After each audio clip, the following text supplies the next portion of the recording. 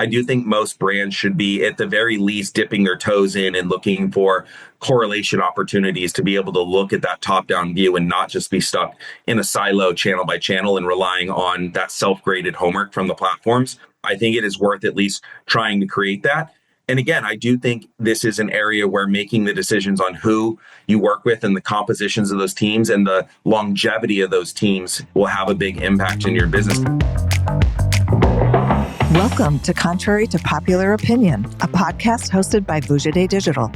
In each episode, we bring you provocative topics and novel perspectives around leadership, business, and marketing that defy the norms because exponential growth demands unconventional thinking and visionary action. So open your mind and let's get into this week's episode.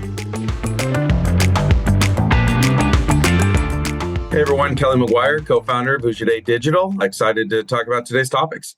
Hey Kelly, this is Todd Juno, Kelly's partner, Vujade Digital, and today we're going to talk about correlation. Correlation models, things we often talk about and we often are trying to problem solve around. How in the world do we prove spending $1 on media actually does something for a brand or a service and creates an impact that is somehow a measured signal of a consumer doing something that we want them to do. So we often talk about correlation, Kelly. We have talked about in the past, can talk more about today, using tools like media mix modeling technologies or other correlation models. I think this is partially prompted by some recent headwinds we're running into. We've got some advertisers who are having some issues around pixel tracking on their websites and the idea of privacy and consumers not wanting to be tracked. And that seems to be complicating things even more because the less we can track, the less we can correlate, right? So I'm going to pick your brain today and ask you to talk a little bit more about how you like to form ideas and concepts and models using correlation or media mix modeling or other signals that we sometimes have available and sometimes don't. So why don't we start talking about correlation in general? When you're thinking about a new project or a client, product or service, and you're trying to think about, okay, I have to spend $1, I have to put an ad out there. What are all the signals that are going to be available that are going to allow me to correlate that action to some business impact? Like at a macro level, where does your head go?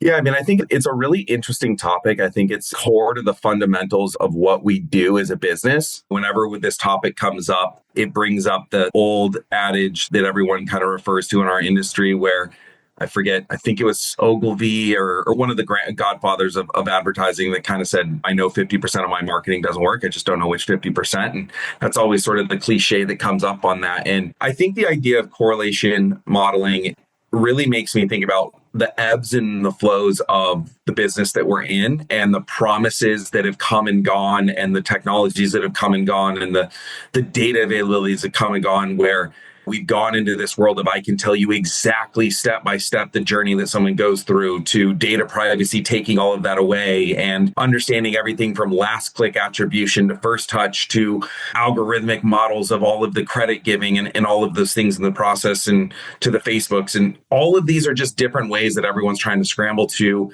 justify the relationship between, to your point, when I spend $1, when I make an investment, to what we've talked about in the past, which is ultimately what advertising is generating exposure to a few seconds of a story or a narrative or a message that is meant to land and create an impact and a behavioral influence to get someone to ultimately do something that they wouldn't have done had they never been exposed to that.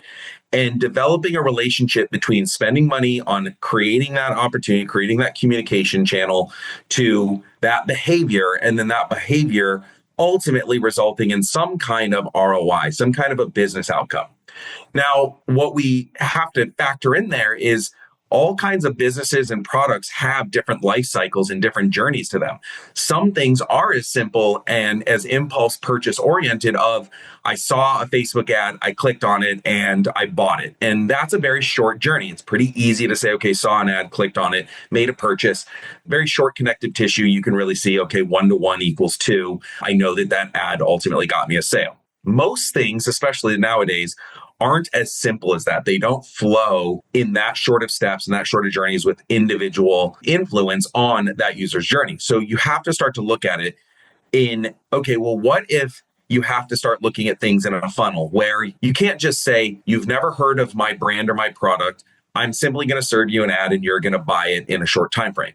Now, if you think about a funnel being something where I need you to first, maybe I even need to point out the fact that you have a need or a challenge. You may not even be actively suffering or aware of or acutely aware of your problem, so that you know that you need a solution, so that you know that my brand exists, so that you know that I make something that will solve your problem, so that you know how to buy it. So I, as a brand, I might have to invest in you even factoring in like, oh, I didn't realize that my deodorant might be not good for me environmentally. I'm not even thinking about that. I might, as a brand, need to invest in you even having that light bulb moment of, oh, I should think about a different type of deodorant than what I just take for granted. Now I'm open to new things of, well, now I know that's a problem. So now I need to know that this brand solves that problem. Well, okay, well, this brand does it. Okay, and this brand has this product, and this product is sold in Target, and this product is cheaper or more expensive and better, or my friends like it. So you start to think about how long those journeys and all the different touch points that go into when and why someone buys or takes an action. And then if you throw in the whole other world of business decisions that are larger with more decision makers and groups making decisions, how many influences you have to have there, it highlights the need to understand I can't always just track, see an ad, interact with an ad, come to an outcome. That's where the idea of correlation and mixed media modeling comes into play, where you have to start to be able to look at large data sets of investments and exposures and presence and correlate it to steps along the journey and digital signals that produces and potentially offline signals and all of the things that indicate movement along the path or the journey to an outcome, and start to look at when I do X, I see an impact in Y. And do I have a long enough history and a long enough data to create baselines that allow me to think if I do more of X, I will get more of Y? Or maybe it's a combination of X, Y, and Z that turns into this outcome and starting to move the needle. And that's what you start to look at with large enough data sets and enough algorithmic and intelligent math and regression modeling to understand what relationship in investments have with outcomes when it's not as clear as that initial path. You may know that if I make commercial or TV investments 12 months ahead of time, then eventually I will grow my awareness and my knowledge base and my user pool to get my ROI at the end of the year come holiday shopping when everyone's making decisions. So that's ultimately where the idea and the need for correlation comes in, is when you need to look at bigger pictures with more noise and more variables and longer journeys. It's not always as simple as, what does Facebook tell me my ROAS is on click ads to sell shoes or something like that?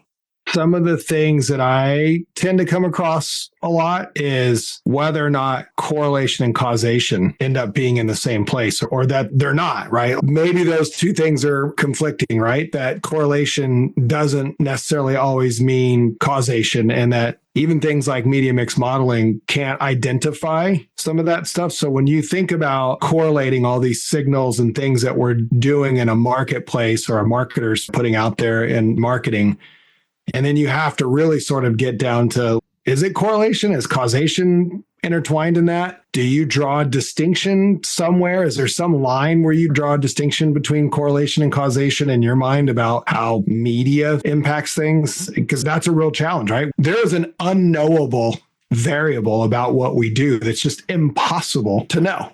It's hard to know, is correlation and causation, are they one and the same, or are they two different things?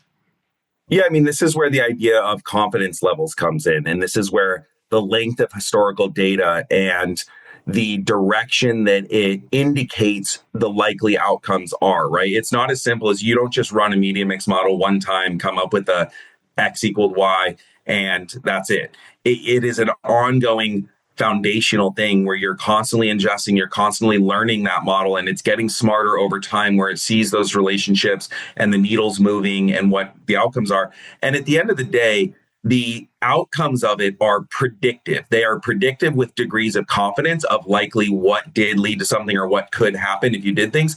But in a perfect world, if you're setting these systems up properly, you are generating a level of confidence in what historically impacted the data that you've got so that it can tell you what to do next. And all that that means is it's helping guide you on where to spend your dollars, where to get optimized, where to get more efficient. And then you have to go and make that actionable. And I actually think that this is where the deployment of mixed media models and other correlation models generally falls short more often than not, is it is often used as an informative tool versus a predictive and actionable tool that drives you forward. Most people will say, I'm using it to prove myself and be able to say, I drove X and Y, you should be really happy with what I did, versus yes, it's really great that it's validating that we made good decisions and we had nice outcomes and that we had a role to play in it and it didn't just happen or it wouldn't have just happened on its own. But more importantly, what can you extract and learn from it and what can you do next in order to lean into the good and the bad that it's coming out with? And you're not always going to be perfect with it, but as long as you're following that guidance, as long as you understand how to deploy, you should spend more in this platform. You should deploy this level of frequency, this channel, this combination of exposures tends to lead to better outcomes. And then what's the point of diminishing returns? How much more could I invest before that starts to fall flat? As long as you are looking at it to inform that guidance and that forward looking, it is this evolving process that you get to. And so none of it's perfect. We don't know, had you completely removed those ads, would 100% of it not gotten there.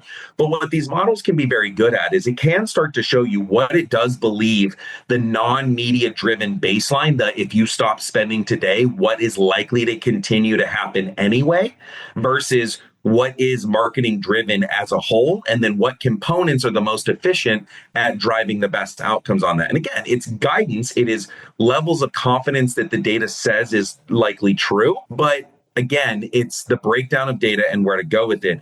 And even on the part where it says, if you stop spending everything today, this is your baseline customer base that just knows about you and is going to come back to you organically.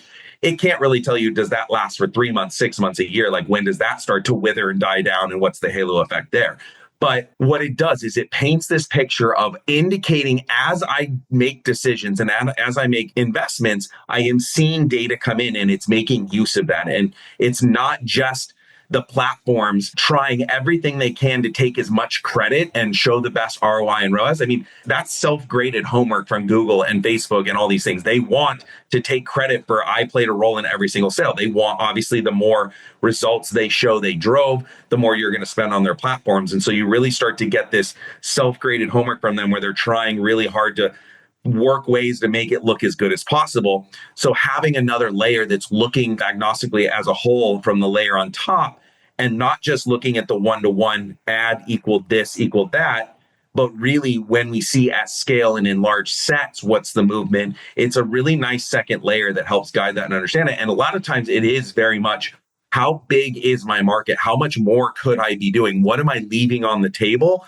before I might reach my ceiling and have to pivot back and make more of a brand decision or more of an investment in a different way that would give me an opportunity beyond just what's sitting in front of me right now?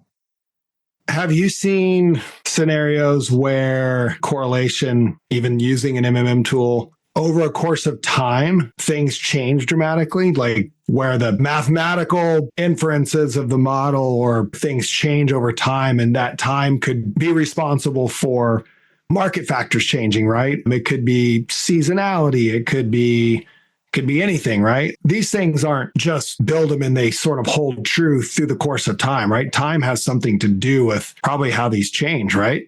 Yeah. So that's the nice thing about correlation models is it's not just singularly media oriented. It is all variable factors. It is seasonality. It can be inventory levels. It can be retail channel availability. It can be PR. It can be all of the components that go into the data sets and factoring it in and looking at the signals that those produce. And so it brings all of that together. We saw a lot of disruption and a lot of sophisticated understanding on the world as we came out of COVID, because that created very interesting noise and signals that necessarily weren't going to be repeatable or sustainable over time in those outcomes. So you have to look at all of the variables, not just the media investments, to really get that full story. And again, that's why the longer you do this, the earlier you make these investments, these data sets rely on length of time so that it can look at year over year and month over month and week over week and trailing multiple years and halo effects and repeat and return users and market saturation and competition. Because the longer you have those data sets, the more you can flatten out those spikes and those variables that it can't really account for.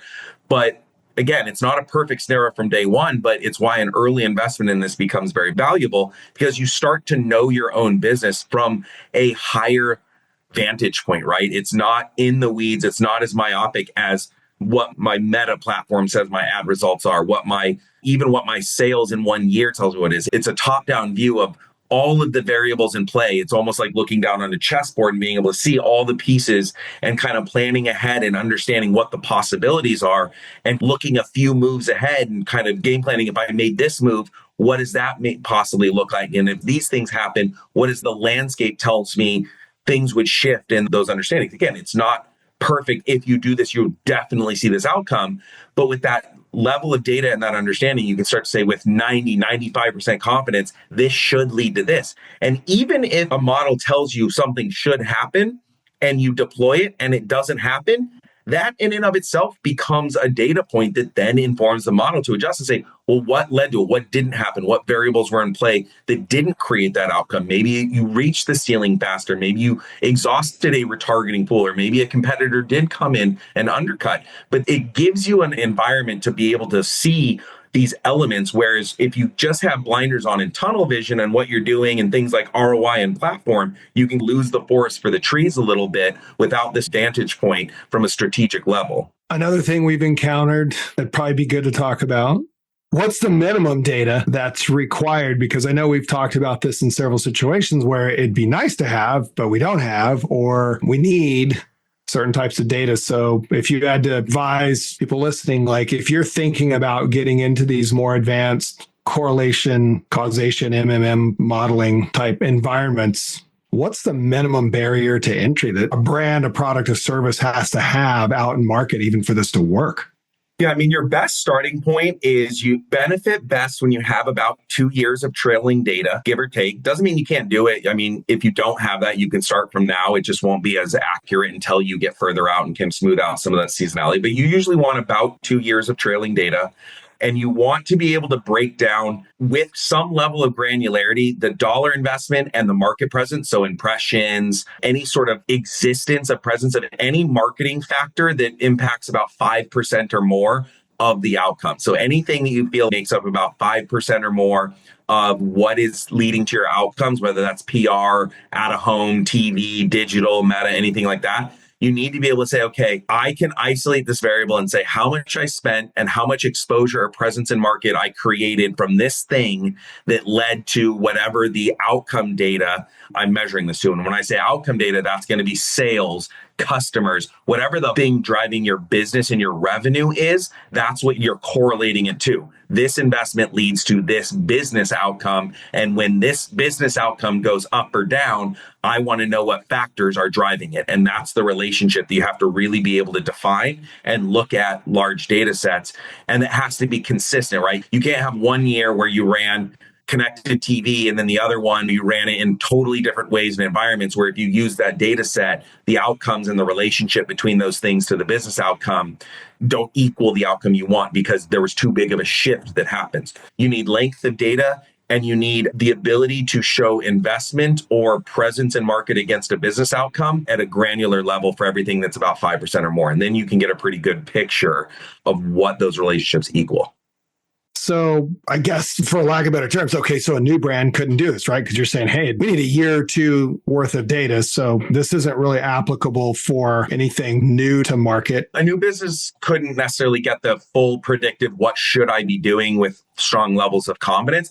But a new brand certainly can start the process now and start to learn and start to fill and build those models out for future-proofing their business. I wouldn't wait until I have that. I would start because there's value in the short term. You just can't get the confident, what should I do next? What's my point in diminishing returns? You may not have a 95% level of confidence. It may start at 70, 75, 80. You may have to grow into that full picture of everything that you want to do. Well, yeah, I guess you could start it, but right, probably not going to have enough data to make it worthwhile. It's also a tough sell because in a lot of cases, there's a pretty big expense behind running these programs.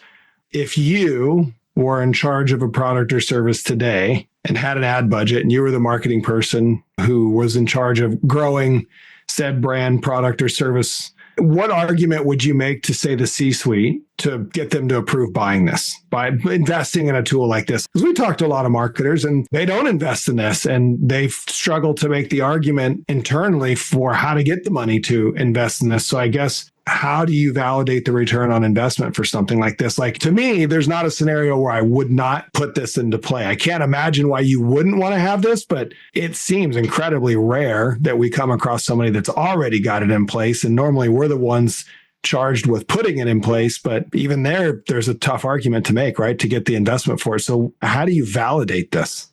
I think anyone could benefit from it. That being said, there are certain factors that would make it more valuable, more important, and more viable that I would look at. First and foremost, if I was involved in any kind of business that didn't have a short user journey or user cycle or wasn't strictly online with really strong digital conversion signals, anything that relied on retailers or third party or external actions or offline actions or anything where that digital conversion, a digital outcome signal is not as strong and collectible, that's one of the first ways that this becomes really important because connecting those dots becomes a lot harder. And then I would start to look at size of investment, data outcomes. Again, I think any brand in any size could benefit from it, but it can be a considerable expense because it's not just the technology and the tool that allows the modeling to be done. But again, you need the personnel that can do the good work, that can create those levels of confidence, and then can actually make use of the outcomes in an effective way to make it worthwhile. And so the investments that's going to go both into the tools and the labor behind using the tool does need to properly be ratioed against how much it's going to influence, right? You don't want to do a one-to-one, right? You don't want to spend $100,000 on this tool to inform $100,000 worth of spend, right? You probably want the ratio of how much this is going to allow me to spend more efficiently after I do the work to be a decent ratio. You might want to do a 10-to-1 spend to cost of tool ratio or something like that. It could be any number of things. I mean, there's a scenario where maybe 2-to-1 does make sense, but I would start to look at making sure that if I'm going to make this investment, I'm going to deploy it on some level of resource that's going to make sense versus those dollars just going into getting more presence in market from that perspective because I'm already so low. I kind of touched on one of the important things. Do you have the personnel to make use of it? I would not invest in this if it was just meant to be interesting or informative. For me, I would need to have a plan and a path to make it actionable and to do something. If I'm going to make that investment, I want it to mean that the next dollars I spend after I develop this platform will perform better than the dollars I was spending before I made this investment and built this tool and this technology. So I would want to make sure that it's not just, oh, that's interesting, or I feel good that my dollars did work, but more of a, okay, now that I know this, I feel good that they did work and I know how to make them work better moving forward. And then it's going to continue to grow and improve over time. So again, I think who and how it's being used becomes really important, the ratio of the dollars that it informs, and whether or not you realistically need it at that journey level that you have to have that confidence of, is my dollar investments making it? If I know that I'm building a lot of awareness and I have to create my market and I have a lot of competition, I'm going to want to know how that middle and upper funnel investment is resulting in that end result. Whereas if I have a very simple D2C product where if I invest in Facebook ads and I get purchases, that signal's really clear anyway, it may not be as important if that journey is really short. One of the things you mentioned was resources. So do you have to have a team of mathematicians to do this, or as a brand or an agency from an in-house team or an outsourced team, like what kind of people do you normally see or are you working with? Is it strategy? This falls in the world of data science. I mean, this is a form of data science, right? You do need people that have analytics and data science and the ability to understand algorithms and regression models and correlation and things like that. This isn't as simple as, this isn't media metrics and analytics. There is a data science to this. That's why you do need to invest in some level of tool that enables it. can collect and organize the data that's informing the models. And then you do need the execution teams that are deploying your media investments and collecting your business outcome data to be able to formulate and format the data in a way that feeds the systems. You need very clear naming conventions. You need very clear investment levels because these engines are only as good as the fuel that goes into it. And that fuel is clear, concise, and measurable data with consistency. If you're constantly changing campaign names and using different naming conventions, it's going to get very noisy and cluttered very quickly. So you have to be able to organize the data, be consistent with the data, inform it. And then, you do need data science that can ingest that and start to create the models and the relationships between those data that data that goes in. But I would say that in a world that is shifting towards data privacy and lack of clear digital signal and so much noise and so much competition, this is only getting more important and more valuable to really have confidence that your total marketing investment is leading to the outcomes that you want. Because again, if you simply rely on Google and Facebook telling you what their ROAS is and their ROI, it's not that that's not effective, but that's only going to get you so far in really knowing what should I be doing 6 months, a year, 2 years from now, and really that future looking of what is best for your business. It may be really effective right now, but it's really leaving a lot on the table on what the whole picture of what you could be doing, what you're leaving on the table, what the opportunity cost is by not spending a little bit more or shifting dollars in different ways. What you're doing might be good enough, but this helps you understand how much better could it be or how much more could be if I really understood the full picture. Well, I don't know why more people don't do it, but I can. It's expensive and hard. I was just going to say, I could also just go the other direction and go based on that long explanation that you just gave. I could just be like, nah, it's too difficult, too expensive. Got to hire all these people. Got to find the technology. Got to fill it with fuel, fill it with data so it to work. So I can see why a lot of people don't do it because it's not easy to set up, spin up. You want to know what one of the funniest hurdles that I actually see is that I don't think would normally be thought about, and it just sort of popped in my mind here, is I actually think the nature of marketing team turnover would create a lot of problem with this because, well, one marketing team may really embrace it and use it and inform it. Mm-hmm. If you get the wrong person that quits or the wrong agency that has turnover and the next people don't care or understand as much or go through, it could be really valuable one day and not as valuable the next. And so consistency in that team that you have using it, I think goes a long way in how effective it is over time as well. Because I think that could be a major problem where you get someone who's really all excited and this is their baby. And then somehow that team or that group of people moves on or something happens with that and the next groups kind of trickle in and some people don't have the same skill sets and that knowledge. So I can actually see a lot of disruption in marketing team consistency on how effective this is being a major obstacle, this type of thing as well. Yeah, I think anything this scientific requires stability.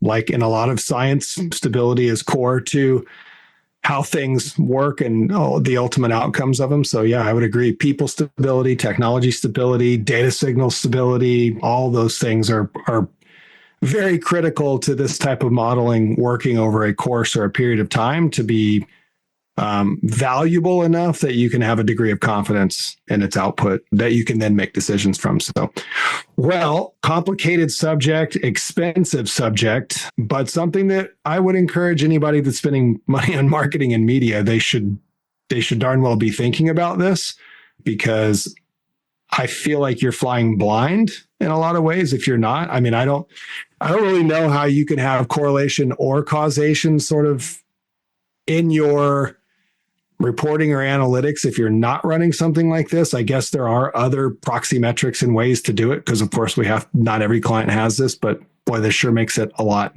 better. So I'll leave it at that. Any final words for people who are thinking about doing this or getting into it that you would advise about? Yeah, I mean, I'm definitely seeing where this is going to become more and more important and valuable. Just the way that the data availability and these types of things are going and the expectations around media and the fragmentation of media and the number of different levers that are existing. I think that there's going to be a spectrum of there's simple versions of this, and then there's the full, really high-end versions. I do think most brands should be, at the very least, dipping their toes in and looking for correlation opportunities to be able to look at that top-down view and not just be stuck in a silo channel by channel and relying on that self-graded homework from the platforms. I think it is worth at least trying to create that. And again, I do think this is an area where making the decisions on who you work with and the compositions of those teams and the longevity of those teams will have a big impact in your business, because these types of things, that knowledge base, that growth, that learning that happens with a brand over time versus just that zero-sum media buying as a service where anyone plug and play can do it. This is where you get really clear differentiators between the value of someone who's a marketing team and a partner for you versus just performing a media buying service. You're never going to get this type of viewer consideration for someone who's just being paid to use a platform and move on in a formulaic way. Yeah, as we always say, hopefully marketing people out there, if they're doing it in-house or if they have an agency, that they have a very intimate relationship to work through these complex sort of structures to produce these outcomes. So thanks for sharing your wisdom around correlation and causation and how maybe some tools like media mix modeling tools can help. It is certainly a mountain of effort to get there, but anybody listening to this should know that they should be trying it and getting a partner or an in-house team that can help them implement it properly with stability over time. And it should pay off, I think is what we're suggesting. So thanks very much for the conversation. Absolutely. Enjoyed it. Thanks for listening to Contrary to Popular Opinion, where we challenge you to think independently, push the limits, and take uncommon action so you can achieve game-changing results in your business and your life. To stay up to date with our latest episodes, be sure to click the follow or subscribe button now. Thanks again for listening. See you next time.